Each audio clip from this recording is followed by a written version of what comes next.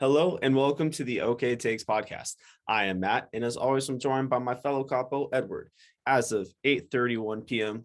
West Coast time, is it too early to call it a train wreck? That's where I'm at right now. No, but also yes. I don't know. Like it's weird because I'm there. I feel like I'm in a void right now where I'm like, train wreck is right here, and not a train wreck is right here, and I'm right here. Like I'm almost at train wreck, but there's also a little wiggle room to go. Like I don't know. Mm-hmm. It's very confusing because I think the last game we talked about, or at least last episode, was recapping the game against the Grizzlies. Oh, excuse me, not against the Grizzlies. It was recapping the game against Charlotte, and we're like, "Oh my God, crazy overtime win!" Melo is dripping. Melo is sixth man of the year, and then we followed that game up by beating the Heat. And once again, crazy overtime game. We're like, "Okay, there's something here," and then the Timberwolves happened. Yeah, and like you said, the Heat win was the best win of the year. I think that's fair to say. So to follow that up with the game against the Timberwolves is like just like what the hell is this team like moment. It's like one of those things where it's like you look back and you see how can a team go from beating, you could argue, the best team in the East to losing to one of the worst teams in the West. Yeah, it's so confusing, and I just don't understand it. Like, it's kind of funny you mentioned like this is up until this point the best game of the year. Well, like, burp. I had to swallow that one. Yeah, so I think like, geez, I tried to do it, but I just had to swallow it. It's all right. It's all right. Yeah, so we're gonna look back in February and be like, yep, that Heat win might be your best win of the year. Yeah. It's kind of feeling like that. Yeah. It may end up, that take may end up holding up for a long time. Out of all takes we want to hold up, that is the one that we do not. No. A win against the Heat in November should not be our best one of the year come February. And a Heat team without Jimmy Butler. Exactly. Yeah. Duncan Robinson couldn't hit shit. Yeah. Yeah. So I think it is important, and it's like just too perfect that we win against the Heat. The Heat are really good this year. I think they're going to be somewhere between like, I mean, it's really wide, but I'll say like around the 5th seed, somewhere around there by the end of the year. I think that's pretty fair. But then follow it up by losing to the Timberwolves the next game. And it's not even a loss. It was a shellacking. And we can't forget what happened the last game that the Timberwolves played before the Lakers. They got flat out embarrassed. Yeah, the Timberwolves seem like they're one of those teams that's going to be on the bad end of a lot of blowout losses. They're not a very good team. They have some good young players. I know Anthony Edwards is an absolute, just a star in the making, but there's still no excuse for the way the Lakers played. Yeah, and specifically in that third quarter. Mm-hmm. Oh yeah, I mean, let's get to the third quarter. That was embarrassing. I have a couple stats from it. So we got outscored 40-12, and at one point there was a 30-4 run. That can't happen. That can happen again. Like that can happen against the Heat. Like if it happens against the Heat or the Bucks or the Warriors, I can let it slide. But when it happens against one of the minnows of the Western Conference, no. See, that's when I pull all the way over here to the train wreck side. Mm-hmm. That's what I'm saying, is that it's too perfect that we have up to this date the best one of the year and the worst one of the year. You can't make that shit up. Like Spielberg couldn't have written a better script about this. No, I mean, we have some of the worst losses in a long time for the Lakers with those two against the Thunder and then that Timberwolves loss. But then you look at the Heat win, and that was a really good, like gritty, no LeBron, no leader. Like LeBron, the leader, wasn't there, and we were able to keep our composure and win in overtime. So it's just like they're like a pendulum. They're swinging back and forth, and it's really weird. Yeah. There's one specific play I wanted to highlight from that third quarter because it was all around just a shit show. As you could tell, I mean, 40-12, there's really not much else that there's no other take you could have besides dumpster fire. But it's one play. So it occurred with 4 minutes left in the third quarter, and there was one shot. So it looked like it was a Pat Bev missed shot, or miss. It looks like it was a missed three. And there, if you look, there's a screenshot of the boards, and there's three Lakers all beside, like all right there, all on the opposite sides of the paint, and just there's one wide open gap, and you could see two Timberwolves that nearly dunked the ball. Like they could have dunked the ball on the putback with both of their hands touching it. Yeah, I mean, that kind of just sums up the whole third quarter right there in one play. Mm-hmm. I mean, there's attack the glass, and then there's just softly pat the glass, and I think the Lakers are just softly patting the glass all third quarter. Yeah, you can't get outscored 40-12 and expect to win a game. Yeah. And yeah, I mean, yeah, like rebounding has been a problem, and that's a hot take alert. Rebounding is a very important part of basketball. Mm-hmm. Oh, you also need a good middle bullpen. Oh yeah. I forgot about that. Mm-hmm. I feel like those are kind of one and the same. Yeah, definitely. Yeah. But yeah, I would say, and that's kind of good. Let's kind of start that discussion, springboard from there to, I don't like what I've seen from Dwight. See, I caught myself. So I'm going to say I hate Dwight. I don't like what I've seen from Dwight, but I think I hate DeAndre Jordan to no fault of his own. He's just an old oaf. Yeah. I don't think this is the DeAndre Jordan from the Clippers anymore. I think that's kind of what I kind of think that's what we were expecting. And we're not seeing that from him. We're not seeing 2020 Dwight anymore. We just have a lot, like, I wonder if Marc Gasol would have done any better. It kind of and I know he retired, right? Mm-hmm. But I wonder if the Lakers had asked him to come back. I wonder if he would have been any better than these two, you know? I'm okay without Mark. The one big that I'm missing, or actually there's two. There's one that I really wish we re-signed, Montrez, but then another one I'm missing is like JaVale. I really like JaVale. I was always a big JaVale fan, and I thought he complemented AD very nicely. He was willing to get in the mud and just do a lot of the dirty work that you don't want your star center doing. Yeah, and I mean, right now JaVale is putting up solid rotational minutes for the Suns. He kind of feels like one that got away. So yeah, he would have been a really nice fit, I think, on this team. I just don't. I just like with his rebounding abilities, and I loved him. I don't know. I really liked JaVale. I thought he brought great energy to the team, and it wasn't like, see, Dwight has like pseudo energy because he'll give you one or two crazy blocks, and when he throws down, but it's the getting in the mud, like I said before. It's the scrap. I mean, it's just the scrappy shit. Yeah, and I mean, on a team. JaVale McGee brought good vlogs to the bubble as well. Ooh, that is true. His bubble vlogs were nice. He probably would have been vlogging this season as well.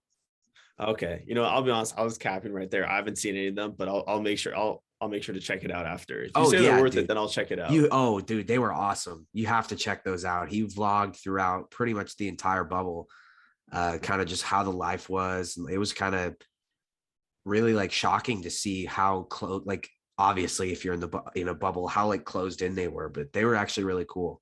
I was glad he did that. Okay. Yeah, I'll make sure to check that out then. Yeah, you should. I mean, they're cool. They're worth your time. Okay.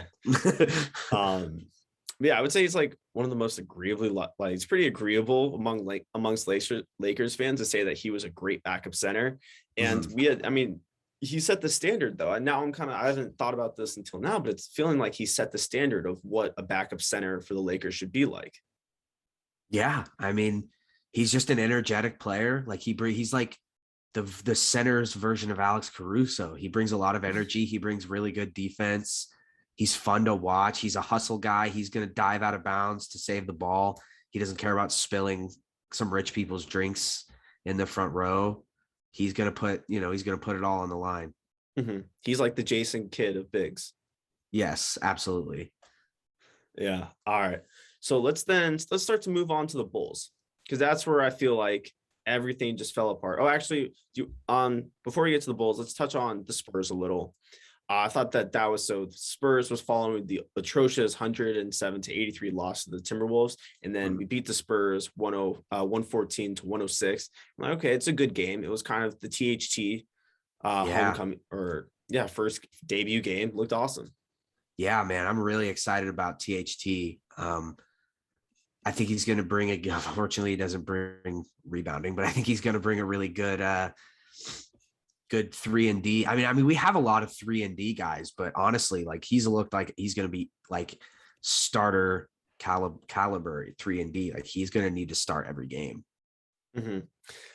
Yeah, exactly. And I didn't really, when we think of THT, we think of his crazy layup package.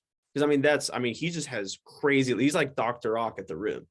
I don't know how he can contort his arms in so many different directions, but amazing finishes. But what we've seen from him, and especially in the loss of the Bulls, he was kind of sniping. He went 4 for 9 from beyond the arc. Yeah, 4 for 9, 28 points, 6 for 6 from the line. Good free throw shooter. He's going to be a really important piece, I think, to the puzzle going forward. And I don't see why he shouldn't start at shooting guard every night, especially where. I don't know. It's going to be tough because what is the lineup going to look like with Braun in?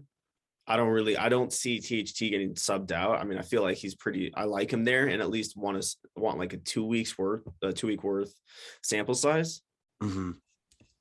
Yeah, because he's probably not going to play as well as he's been playing every game. Obviously, he's going to have some growing pains, but I can only look at the numbers in front of me, and right now, 2 games in, I would start him again tomorrow against the Bucks. So I guess today, they play Wednesday against the Bucks, right? Correct. So yeah, and I guess Friday, today Celtics. Today, when you're listening to this, I would put him in against the Bucks. I would start him, and I would keep him in even when LeBron comes back. Because the starting lineup against the Bulls was Carmelo, Anthony Davis, Westbrook, Bradley, then THT. So it looks like with a LeBron in, probably no more they'll probably take Melo out. It's gonna be interesting to see what they do with the Avery Bradley situation, because sure as shit don't want Kent Bazemore in. And they could always like take Carmelo out and play LeBron as kind of a power forward, like point guard combo, but still have Russ on the court. Like it could be like Russ, Bradley, THT, LeBron, and AD. That could be the starting 5. Yeah. Now that I bring up Melo, and I guess we'll start talking about the Bulls game. Melo's cooled down. Yes. Last time we were knighting him as like the best player on the team, and look at him now. Yeah, we were putting the crown on his head, and then it was Lee Corso, not so fast. Exactly. Yeah, look, he's a player his age is going to have stretches like this. Yeah, but it really sucks because it's Melo, and you want to cheer for Melo. You want it to be Melo's season.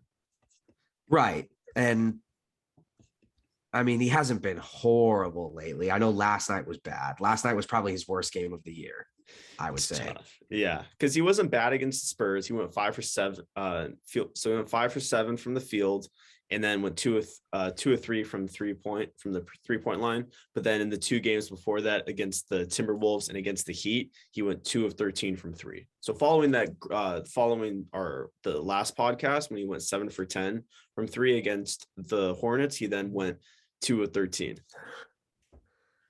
Yeah, he's hit a cold streak. He's got the ice logo next to him, like 2K. Yeah, well, he's ice. That's the problem, is that like he's the bad icy right now. Yeah, exactly. So I really hope it doesn't work out that way, because the weird part was, and even Melo commented on it in his pressers, that like the Lakers were getting pretty good shots last night. That was what made me really frustrated. It was like, because everybody knows if I'm a whore for good ball movement, nothing just makes me go from 6 o'clock to midnight, like 3 or 4 passes flying around, boom, boom, boom, ending in the corner with a nice little 3. Yeah, I'm right there with you. It's why I loved watching the Warriors play. Loved watching the prime Greg Popovich Spurs, where every player on the court touches the ball before a shot gets off.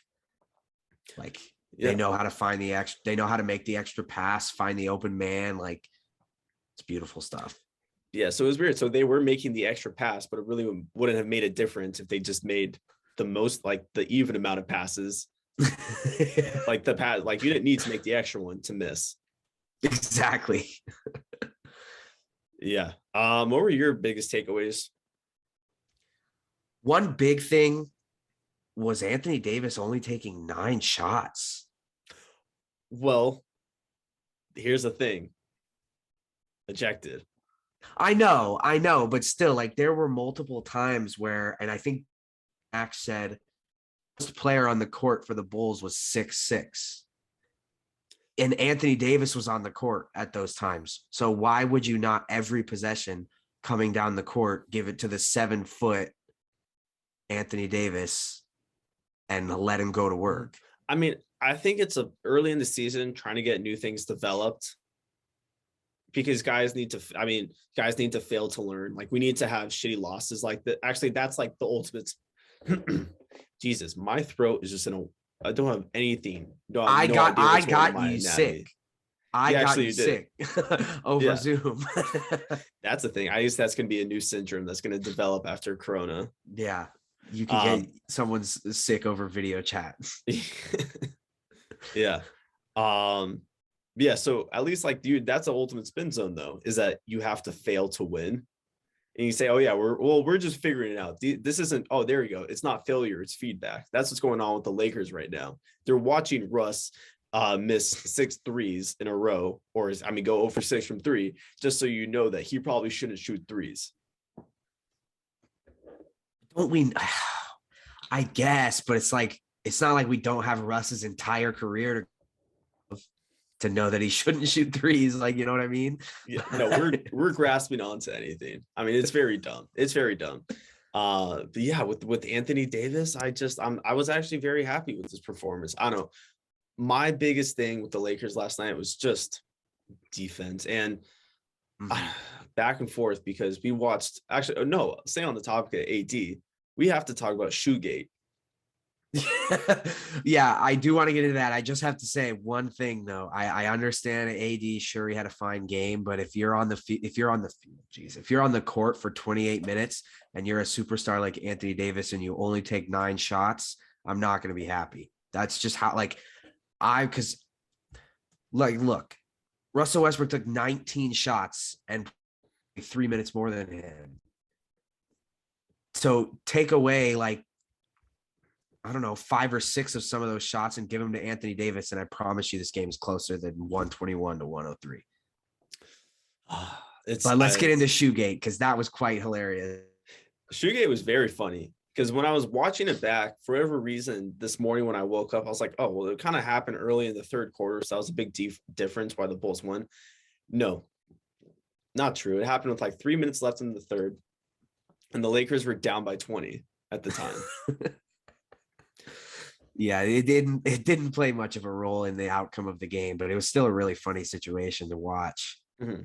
So if you missed it, Anthony Davis during a stoppage of play was putting his shoe back on the baseline, and then the ref continued the game. So AD told him that's bullshit, and Tim Wally kicked his ass out of the game. I mean, are we really that soft, refs? Like we can't take a that's bullshit anymore. Are you? Yeah. I mean, if you go the full Jackie Moon, was it suck my cock, I'll murder your family? Then yeah, I think you should get ejected. Yeah, exactly. That's grounds for ejection. Yeah, if you go the full S my C, then you should get ejected. Yeah. But a little bullshit. Come on, bullshit's not even swearing. Bullshit is such is probably the most innocuous swear term that you could use. Yeah, I promise you the refs heard much worse just throughout the run of play that entire night and probably didn't eject players.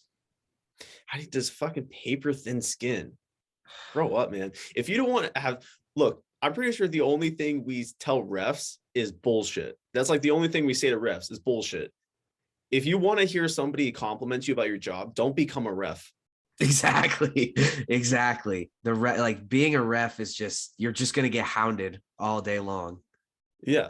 My favorite chant of all time, it may be amongst, and I guess you can kind of hear it's a little bit different in baseball because it's but at least in football and basketball stadiums, there's nothing better than ref you suck and a really Yes. slow bullshit, bullshit. Yes. Nothing better. Everybody just comes together as one. Because I think hating the refs is something that even if you're like, we can all agree that refs stink. Republican, Democrat, I don't care what you are, can come together verbal to hate refs. You know, it's like the verbal meme of the two gangbangers with the blue and red bandana. Exactly. Everyone can come together to shit on refs. It's just, it brings people together. I think, God, it's like the next Pepsi commercial with Kylie Jenner. Yeah, exactly. Hating on the refs. Yes. Mm-hmm. And then the next part I loved from it was LeBron coming like sprinting to the center of court where he's just gonna get his fucking lawyer on. I think LeBron should just become a lawyer because all he wants to do is argue. It's like, well, yeah, there's actually an occupation dedicated to it. I've noticed that.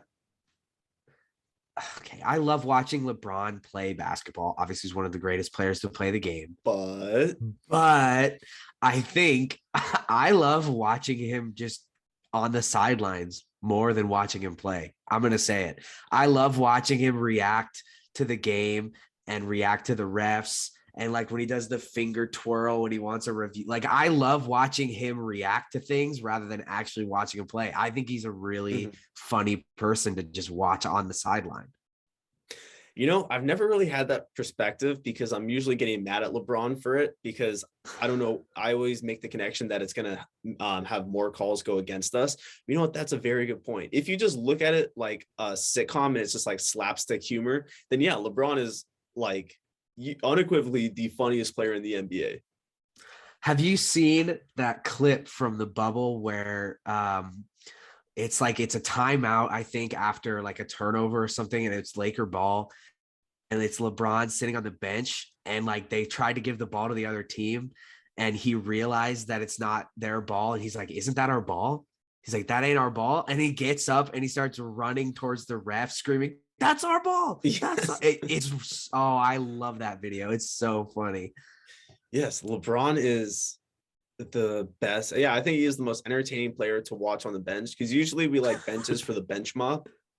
But for LeBron, it's like you could just, if you don't like any of the sitcoms you see on just bullshit network sitcoms, you could just watch LeBron. Exactly. LeBron is the sitcom for the NBA. Yeah. Also, I love the fits that he's been busting out. Last night, he literally had like a European cut poncho. Yeah, he's bringing his fit game. Honestly, he's been looking really good. I think he and Cam should start a fashion line. Cam? Yeah. Oh, Cam that'd Newton. be awesome. Yeah, that'd be awesome. Oh my God. I cannot imagine it. I wish Cam would start making with the little top hats he has. I wish he made him like a wiffle ball for all of his dreads. Dude, yeah, they should collab for sure. They could come up with some nice fits. Because no one wears more eccentric outfits than LeBron and Cam. And I would just like to see like a nuclear bomb of awful fashion. Yes. It would break the internet. Oh, definitely. I mean, it's just like a mushroom bomb of colors that don't match and geometry. Yeah. There has to be a wacky hat. Yeah. LeBron is just obsessed with shirts that fit too tight and triangles and trapezoids on his fits. Yes. Yeah. He needs shapes. Yeah. All right. So then let's talk a little bit of Bulls. Bulls are very good. And it's hard for me to hate the Bulls because for those of you that don't know, I know we talked about this. Their starting five features Lonzo Ball, UCLA, Zach LaVine, UCLA, DeMar DeRozan, USC, Nikola Vucevic, USC.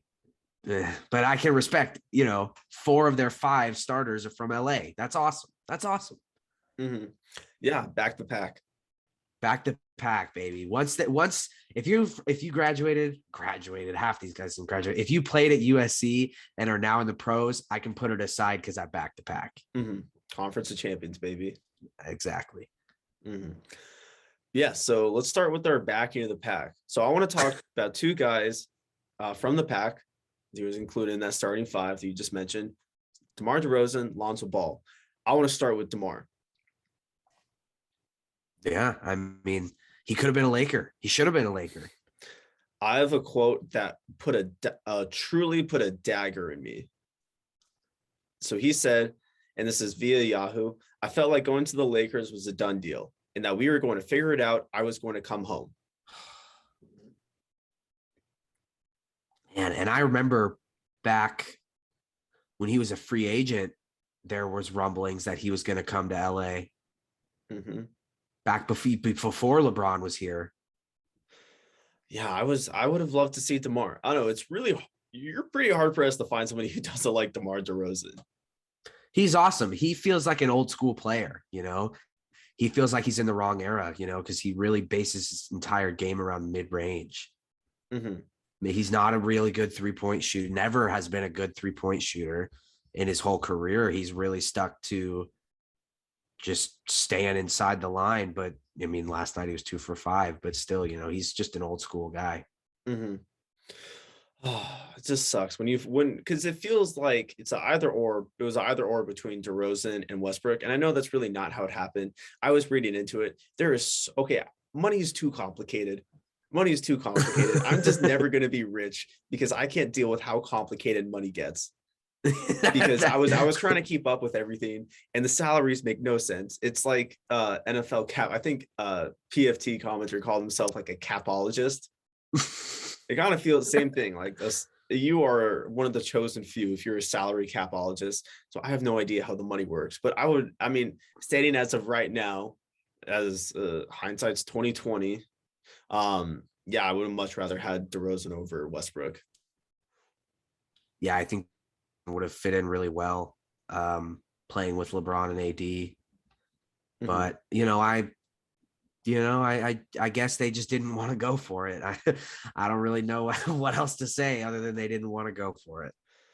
Because I mean, it was just kind of a money thing where it's like if they took him on, then they wouldn't have been able to spend anything during the season, I guess. So what I was reading from the article was that when they took Montrez on last year, it kept them really, really tight and like bobbing up and down the limit. Yeah, and I guess if they have the money to make a move here during the season, that's fine as long as it's the right move. But I still think having DeMar would have been so cool. Yeah, it was a bummer. I mean, because there really isn't much more than that. You see what you could have had, and then you see what you do have, and there's your favorite player is always the backup quarterback, and your favorite player in basketball is always or in, I guess, any sport, but it's the guy who you almost got. Yeah, exactly. It's the one that got away. Mm-hmm. Because as sports fans, we are addicted to what if scenarios. Oh yeah. What if Chris Paul was traded to the Lakers? Mm-hmm. The biggest what if maybe in NBA history. Holy shit. What honestly helps me with that is I tell myself that he's just going to pull a Steve Nash and injure himself carrying suitcases around. Fair. That's a fair assessment. That's how you also a great way to solve hypotheticals. Tell yourself that it would have gone tremendous or just gone atrocious. Yeah. Tell yourself it would have been the worst case scenario. Just if you're a Lakers fan and worrying about hypotheticals, just tell yourself it'll be as bad as the Nash and Dwight Howard Lakers. Yeah, God. Yeah. All right. So then the other guy I wanted to touch on, Lonzo. It's bullshit, dude. It's bullshit. You're going to be hard pressed to hear me talk down on Lonzo Ball, man. What a player. I love this guy. I can't even be mad at how he played last. I love him. He's awesome. Dude, it's not fair. He's shooting 45% from 3. Remember when he couldn't hit a free throw to save his life or like a 3 to save his life when he was on the Lakers, and now he's like an 80% free throw shooter and he's really good from 3? It's not fair. It's such bullshit. It's like he left the Lakers and was kind of a slouch, and now he comes back really hot with a boot job.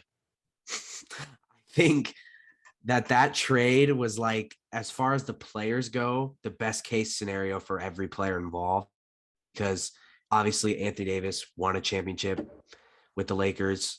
Brandon Ingram is really flourishing as kind of the number one guy in New Orleans, even though they suck. He still is a really good player. Flourishing, or one of those parties is flourishing. He is flourishing as a player. They are not flourishing as a team. And now we're seeing the same with Lonzo Ball. He is really coming into his own and really just becoming the player that everybody thought he was going to be. It's unbelievable. He literally went 7 of 10 from the three. Okay, if Lonzo made 7 threes, it would have had to come in like a 4-game stretch when he was on the Lakers. I was going to say, did he ever make 7 threes in a game when he was on the Lakers? I would bet no. It would have been like maybe 6 overtimes.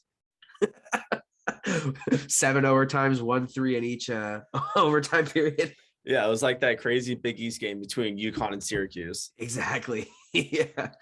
Jeez. And that wasn't like the only time he's made 7 threes in a game. He went 7 of 10 against Dallas early this year. He found it, and I can't even be upset. I'm happy for him. I'm the biggest. Okay, gotta be careful. I'm the biggest. Oh, bullshit! Don't edit yourself. I am the biggest Ball family fan in the world. I want all 3 players to succeed. Okay, that's okay. Thanks for saying a lot by saying nothing. Okay, I was gonna say I'm the biggest Ball fan in the world, but yeah, own up to it. Have some okay, balls. I am the biggest Ball fan in the world. I love LaMelo Ball. I love Lonzo Ball. I love them. They're awesome. They're so good. I can't wait for them to win rings. Do you think Jello's making the NBA soon? I hope. He's been playing well in the G League. Mm-hmm. My favorite part about Jello is I'll see something good about him on Twitter, and then eventually he'll just fade away. Yeah. House of Highlights will post like league him after he puts up like 15 points in a G League game, and then you won't see it again. Mm-hmm. He just vanishes. Hopefully he can figure it out, man. It would be really cool to see all 3 of them playing at the same time. Yeah, and you know what I think will never happen? None of those guys will be on the Lakers. I think the adage "home is where the hate is." That's just what's going to happen. I really do think that for whatever reason, like it's just the city wanted to love them. They wanted to love the city, but it would never work out.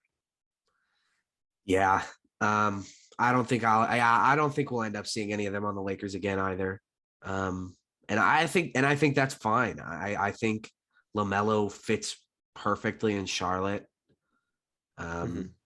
Yeah, but it's just kind of how everyone thought all 3 of them were going to team up on the Lakers and win. Mm-hmm. Yeah, I mean, okay, talk about hypotheticals. This is just the episode of hypotheticals. That is the weirdest fan fiction. NBA really has, more than any other sport, NBA has fan fiction. That is the ultimate fan fiction that somehow people in their brains concocted and talked about it so much they started believing it, that Jello, LaMelo, and Lonzo would all be on the Lakers. Well, it was LeVar who was saying that. It wasn't just the fans. LeVar was saying that was going to happen. Okay, but LeVar's word is the same thing as fiction. True, but I mean, he said they were all going to be in the league, and he's almost there. They're okay. That is pretty crazy. I'll be honest. Like, it's very funny to make fun of LeVar, but it is pretty incredible what he did. Just because we probably won't talk about. I don't really care that much about the balls. I'll be honest. It's the only time I'll probably mention on the pod, but I remember just hearing rumblings of it in middle school of the family that had 3 kids that are going to UCLA. And they were up in this family from Chino Hills. Like, oh my, and you just kind of roll your eyes, be like, oh wow, that's pretty sick, but that'll be the last time you hear about it, because you hear about, I mean, growing up where we grew up, you hear about recruits and things like that all the time. Yeah, they really fucking did it. Yeah, and it's a testament to them. You know, it's kind of awesome. All joking aside, I just can't believe. I really can't. The only one that really trips me out is Melo. Yeah, because his path to the NBA is wild. I can't get over. I really can't get over it. It will never feel real. The fact that he played professional basketball in Lithuania. It's hilarious. It truly is fan fiction. LeVar Ball is NBA fan fiction. LeVar Ball was trying to fight Michael, or was on WWE. And he was like really taking on people in the ring, and then also calling out Michael Jordan. Jeez, those were wild times. I love LeVar Ball ran the world. Oh my gosh. I would kill for that. We need it's been a while since we had a crazy dad athlete story like that. Yeah, we need another one. Mm-hmm. Feed it to us. Yes. Because we'll talk about it and we'll debate it, but in reality, LeVar Ball is not much different than every other dad in the world. Yeah. For sports takes. He just had a bigger platform. That he built himself. Himself. Yeah. Yeah. So it's like Stephen A debating LeVar. Like, imagine that. We just should have Stephen A. I love Stephen A, by the way. Love him. I don't watch him that much at home, but they have ESPN on at the gym all the time, and I watch the shit out of it. We should just have Stephen A debate random athletes' dads, and have the athlete's dad talk about why their son is going to be the next Michael Jordan or Tom Brady, and then Stephen A tells them why they're not, because Stephen A will always be right. And Stephen A Smith memes do pretty well on Twitter. So posting Stephen A Smith clips with tweets tend to do well on Twitter. So he's a viral sensation. I would love to see him debate players' parents. Mm-hmm. Because when a lot of the time Stephen A debates things that really aren't worth debating. That's the whole point of all those shows, though, right? Yeah. I think I saw one Reddit thread where somebody was saying that the First Take and then Undisputed, it's pretty much Kardashians for basketball. Yeah, it really is. It really is. It's more of a reality show than anything else. Absolutely. But with Stephen A, he's just kind of a genius, because he'll say something that's really wrong. Like, he'll say something wild. For example, like the Lakers are not making the playoffs. And then, or he'll argue the take of the Lakers or the Lakers. No, I mean, yeah, I would say it is wild. Like, he'll argue a stupid take, like the Lakers are not making the playoffs. And it's like, yeah, it was a bad take to begin with. Like, there's nothing like the person who dunks on somebody is just as bad as the person who they're dunking on. Yeah. Those shows are so fun. Mm-hmm. Yeah. All right. So then the Lakers are going on a trip to the East Coast. They're playing the Bucks tomorrow. And then after that, they got, let me see here. So yeah, and then on Friday, they are playing the Celtics, and then the Pistons, then the Knicks, and then Indiana. Yeah, this is gonna be a tough road trip. So let's wrap up. Okay, I am ready to make a take. If the Lakers, this is a 5-game road trip. This trip will determine how the Lakers are going to be the rest of the year. If they go any less than 3-2, any worse than 3-2, done. Are you allowing room for a tie? Yes. Yes, I'm allowing room for a tie. If they go 2-3, if they go any less than 3-2, they're done. They're not competing in the West. Okay, so I mean, the way you're lining this up, you're saying you're allowing them to lose to the Bucks. Yeah.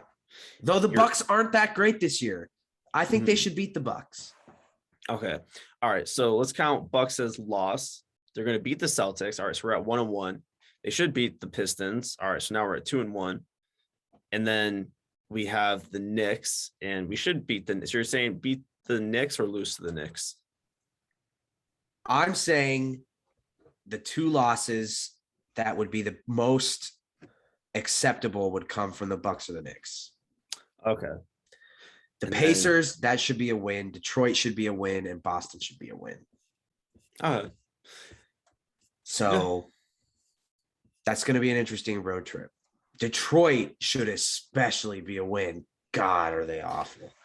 That would be very perfect if they also lost to Detroit after losing to the Thunder. Like, imagine their losses are Detroit and Indiana. and then they beat the 3 best teams on that road trip: Milwaukee, Boston, and New York. Honestly, and it's kind of like we already highlighted it, but the back-to-back with the Heat and then the Timberwolves, so it would not surprise me. Well, they close out the road trip on a back-to-back between the Knicks and the Pacers, so I could see them losing one, like beating the Knicks in a hard-fought game, and then coming night in Indiana and losing. That's a very likely outcome. Yeah, yeah, sounds good. Okay, all right, we're good. Yeah, That's it. yeah, that's it. All right. Awesome. So thank you guys so much for tuning in. If you would like to follow myself on social media, you could find me on Instagram and Twitter at MattWarner20. If you'd like to follow Edward on his Instagram and Twitter, you can find him at Edward_Bento. If you have no care in the world for anything we have to say, then please make sure to follow the OK Takes podcast. OK Takes Pod can be found on Twitter, Instagram, and TikTok at OKAY Takes Pod. That is OKAY Takes Pod. It takes 2 seconds and will help us tremendously. Thank you guys so much for tuning in, and have a wonderful day.